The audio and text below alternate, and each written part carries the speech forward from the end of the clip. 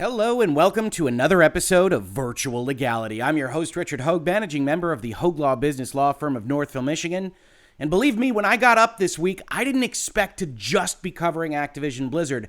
And yet, every single day brings a new headline about what is quickly becoming a very embattled chief executive officer in Bobby Kotick. If you want to check out the rest of the story, please do. We've got a playlist, of course. Everybody versus Activision Blizzard might need to change the playlist name again, but suffice it to say, more and more stakeholders in Activision's success are coming out and talking about what has happened this past week, or at least are having their messages to employees leaked out in various places. On your screen right now is a GamesIndustryBiz article entitled Sony's Jim Ryan Critical of Activision Blizzard Response to Kotick Report. PlayStation CEO Jim Ryan is not satisfied with how Activision Blizzard has responded to its recent scandals, according to Bloomberg. And this is an article from Jason Schreier, formerly of Kotaku, who has received a set of emails, by the looks of things, that were sent among PlayStation employees that talk about how Jim Ryan feels about what happened at Activision Blizzard this past week. Now, I want to take a step back there because I think part of this story that we've talked about has been how Activision is behaving to its own employees, not telling them, for instance, that Jen O'Neill was leaving her role as co-lead of Blizzard. And I said as part of my videos on that topic that one of the problems Activision Blizzard has right now is that every single communication that they make to their employees gets leaked.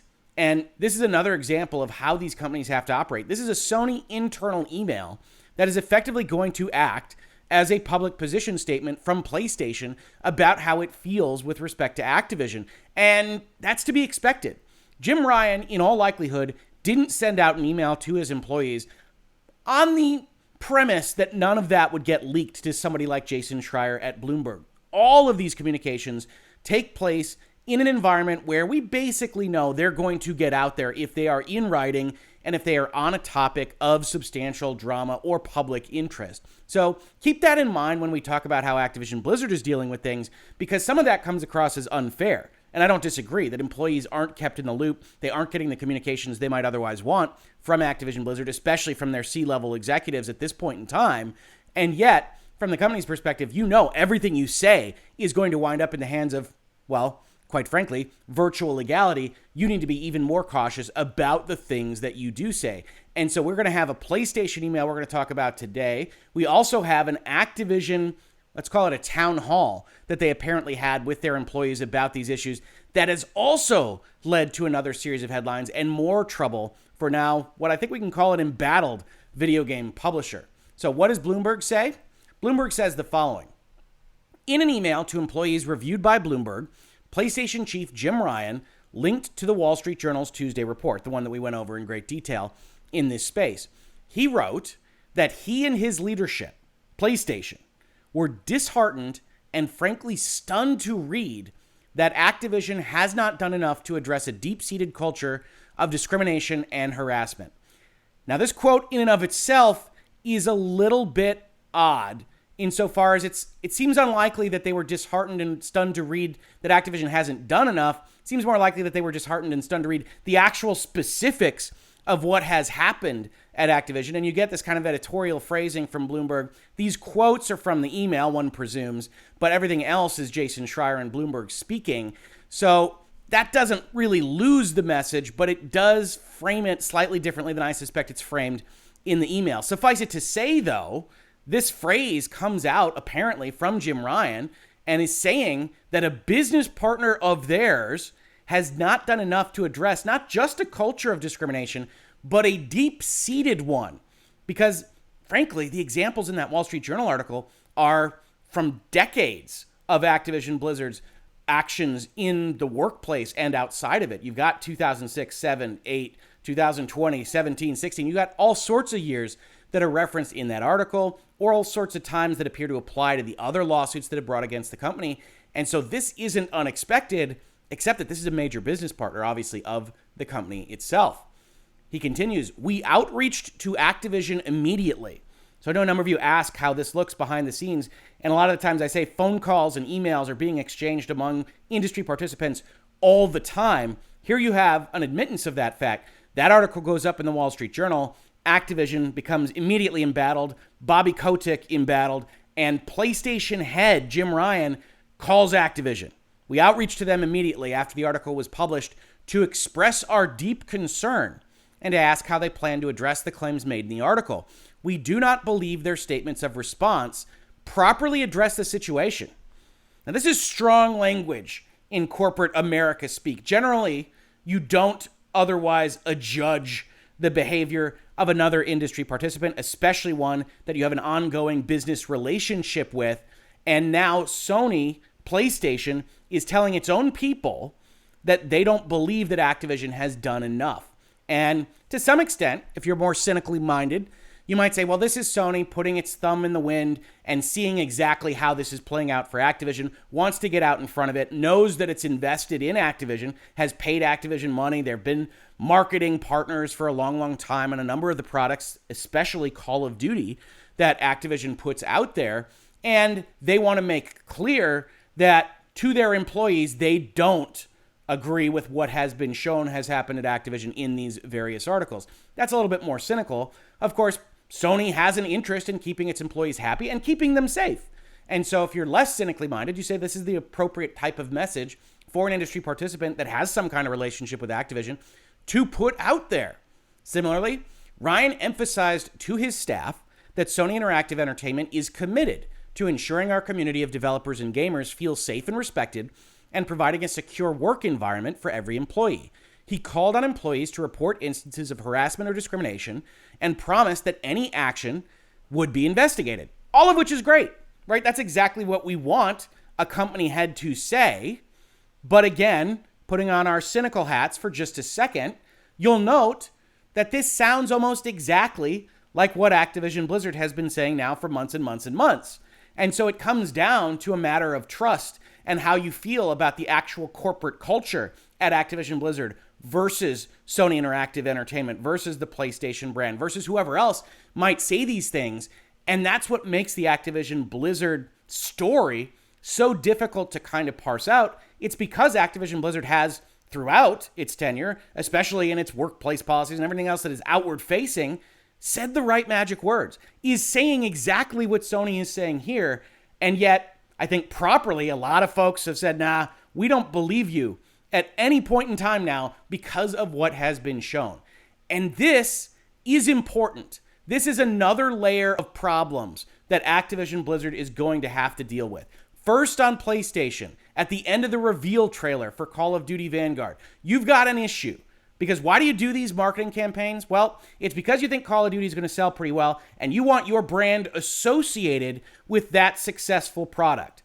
And now, very quickly, it has become a matter of fact that you probably don't want your brand associated with Activision right now. You probably don't want your brand associated with Call of Duty, and your employees are probably making noise and saying, how are we in business with these people if they're reading these articles? And we know from this space that there's stuff to parse in those articles. There's conversations to be had, but there is no question that Activision is essentially a pariah right now. And you have messages like this at PlayStation saying, employees, we're doing all we can. We called them, we emailed them. We do not ascribe to anything that Activision Blizzard believes or is shown in these articles. Believe us, we're serious about harassment, etc., etc. And for Activision Blizzard, you now have another set of concerned stakeholders that are adding on to this leverage pile against Activision, and most specifically, because of the framing of that Wall Street Journal article, against Bobby Kotick himself. You've got the workers and employees. We've talked about a better ABK. We talked about the walkout. We talk about their accelerating tweets and social media presence, demanding Bobby Kotick's resignation, demanding third-party participation in auditing the various documents at the company. We've talked about stockholders very recently. Now, I do want to say, I think some of the headlines, some of the articles treat the stockholder issue with more importance than it deserves this moment. We talked about the fact that we're looking at about 5 million shares out of 800 million, much, much less than 1% of the stockholders in the company right now. But, a small snowball can become a pretty large one if this continues to gather steam. So the fact that there is at least a block of stockholders that are concerned and calling for Bobby Kotick's resignation is worth noting. Similarly, with respect to the board of directors, we have an article framed by the Wall Street Journal that says the board had problems with what information they were delivered by Bobby Kotick. Now, the board immediately goes out and denies that. But we also have reason to disbelieve even that denial because the board itself is in trouble if they aren't collecting the appropriate information from their CEO. So we have all sorts of different agendas acting at the corporate governance level. And now adding to that, we have business partners. We don't know what Xbox is going to do. We don't know what Nintendo is going to do. We don't know what anybody else is going to do. But PlayStation is probably the most important business partner because they have been so invested in co-marketing agreements with Activision for the recent past. So now we have all of these concerned stakeholders. The question mark here, the bullet point that you don't see quite yet, is customers. What is going to happen? We've got early reports that Vanguard maybe isn't doing so well, but there's a number of reasons why that might be. People might just be burned out on World War II. People might be talking with their wallets about how they feel about Activision Blizzard. We don't know that quite yet. But as this continues to add up, what you have is a CEO that I told you a couple of videos ago should probably be assumed that they are going to stay in charge of the company just by the nature of the fact that they have so many shares in the company. They've been the identity of the company for so long that it usually takes quite the crisis to knock someone off that perch. And you have quite that crisis developing. It's not there yet, I wouldn't say, but as more and more of this comes out, as the winds really do start to turn against Activision and more specifically Bobby Kotick, you might well see a sea change at one of the major publicly traded publishers in the video game industry. Adding on to that is that, as I mentioned earlier in this video, they decided to have a town hall with their own employees. Now, before we get into that, I wanted to make a brief aside. So in this video that I talked about, Bobby Kotick knew, the Wall Street Journal article from Tuesday, I parsed the article very closely, and a number of my commenters, a number of messages I've received have essentially accused me of being defense attorneys for Activision Blizzard. And I want to clear that up a little bit. I think if you've been in virtual legality a long time, you know that the primary method that I read articles, especially anonymously sourced ones, is to treat them with a grain of salt, is to try to figure out how they might not be telling the entire story and talk to you all about that. And that doesn't really change depending on which side the article is coming from. In fact, if you go back to this video, you'll see in terms of Activision's responses, I also parse those out and complain a little bit about how they're trying to frame the issue. But I want to say this. If you're upset at that, if you want to say, hey, Activision Blizzard's evil, they don't deserve to have an article against them parsed out this way, the thing that I would caution you about, and the thing I caution myself about all the time, is I always parse articles. And when I read an article that essentially backs up my preconceived notions about how something is going to happen, I parse that more closely. I assume that I'm subconsciously biased in how I'm reading this, that I want to be affirmed in how I think about something. And so when you see something that seems so obvious, Bobby Kotick knew, of course he did, says 100 comments to that video. That's fine. But talk to me about why. Talk to me about the evidence. Talk to me about how you are framing these issues. And when I point out in a paragraph, I say, hey, actually, that doesn't say what it seems to imply that it says. It uses these two sentences next to each other. That's not designed to tell you that they're lying. That's not designed to tell you that that didn't in fact happen. It's designed to show that the article doesn't actually have the evidence that they want to imply that they have, so that everybody is put in the best position to understand what's happening on the ground. When I mention that the shareholders are such a small percentage of the company, it is not to say that what they're doing isn't important. It's to frame it properly so that we understand why, when maybe nobody responds to that particular claim, that's happening on the ground. It's 5 million out of 800 million, et cetera, et cetera. Which leads us to Activision staff question whether zero tolerance policy applies to Kotick. Now, to frame this properly, a couple of videos before the Wall Street Journal article, we talked about a series of changes that Activision was making at the end of October, which frankly, I framed as pretty darn good. that they were responding to the requests from a better ABK. This is where you see Bobby Kotick lower his salary. Now, the Wall Street Journal frames it a little differently. They actually talk about this particular set of changes happening after the Journal had asked questions about Bobby Kotick and Activision and framing it as essentially trying to get ahead of this article they knew was going to come out. Certainly an accurate description in terms of timing. And you see that one of the first promises that Activision Blizzard makes is that they're going to change how they deal with sexual harassment to zero tolerance. They say, in the past, when we discovered insubstantiated harassment, we terminated some employees and provided verbal or written warnings or different disciplinary actions to others. In retrospect, to achieve our goals for workplace excellence, this approach is no longer adequate, implying that termination needs to be happening every time this is found. We need tougher rules and consistent monitoring across the entire company to make sure reports are being handled correctly and discipline is appropriate and swift. As a result, we are implementing a zero tolerance policy across Activision Blizzard that will be applied consistently. Our goal is to have the strictest harassment and non-retaliation policies of any employer.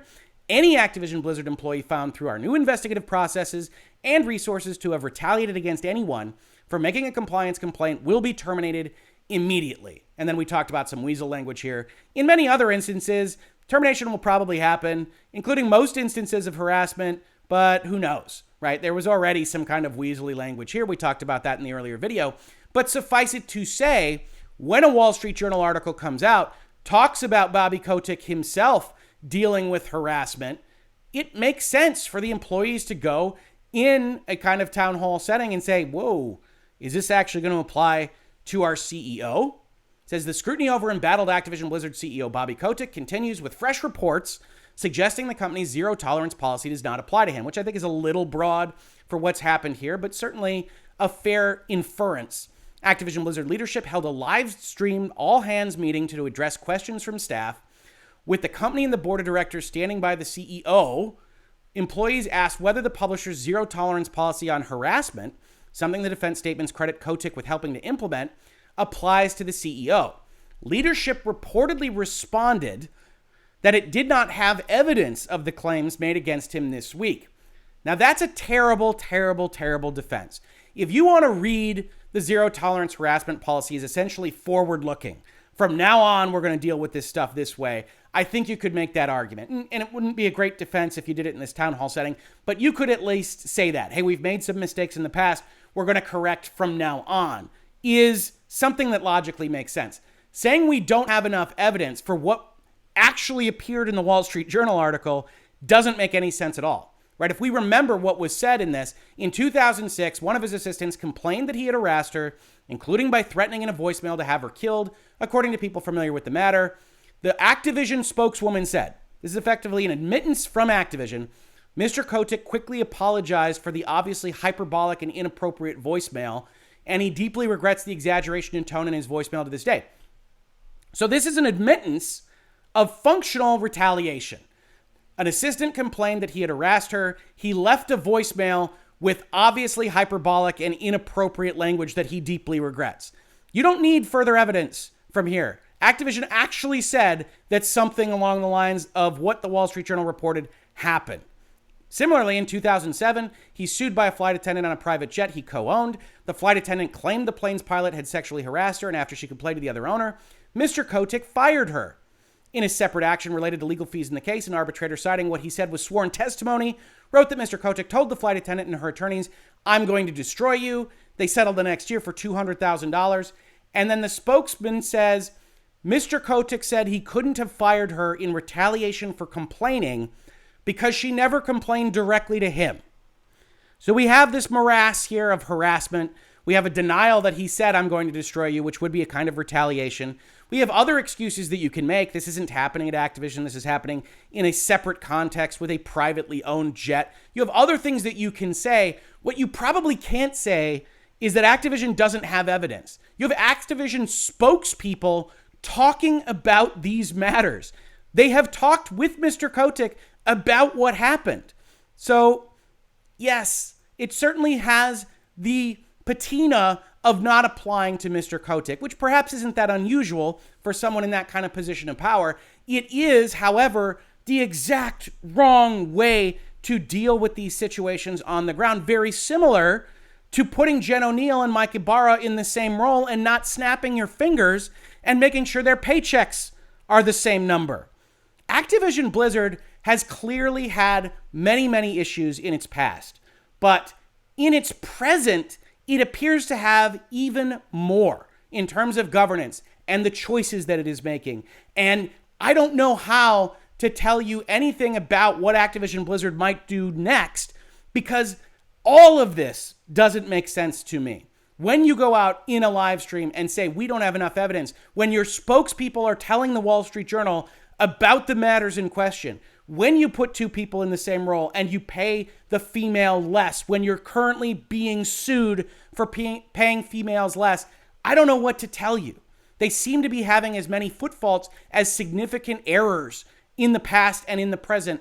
And at the end of the day, Activision Blizzard is under fire right now. If they don't right the ship, if they don't start making proper decisions, and maybe that comes from Bobby Kotick, maybe that comes from systemic dysfunction at the company, you're going to see more and more of these videos. You're going to see more and more of these articles, because essentially they're digging their own grave. And I'm sorry to say that for people that are employed there or that are involved in this and feel put upon by all this. I know a lot of you watch these videos, but that's what I see, and I'll continue to cover it as long as I continue to see that. This has been Virtual Legality for today. If you enjoy these conversations about technology, video games, pop culture, and more, business and law through the lens of those things, please consider supporting the channel. We've got other ways to support us, including Patreon listed below. Otherwise, just subscribing and telling your friends. Every little bit helps. If you caught this on YouTube, thank you so much for watching. And if you listen to it as a podcast, thank you so much for listening. And I will catch you on the very next episode of Virtual Legality. Virtual Legality is a YouTube video series with audio podcast versions presented as commentary and for education and entertainment purposes only. It does not constitute legal advice and does not create an attorney-client relationship. If you have legal questions about the topics discussed, please consult your own legal counsel.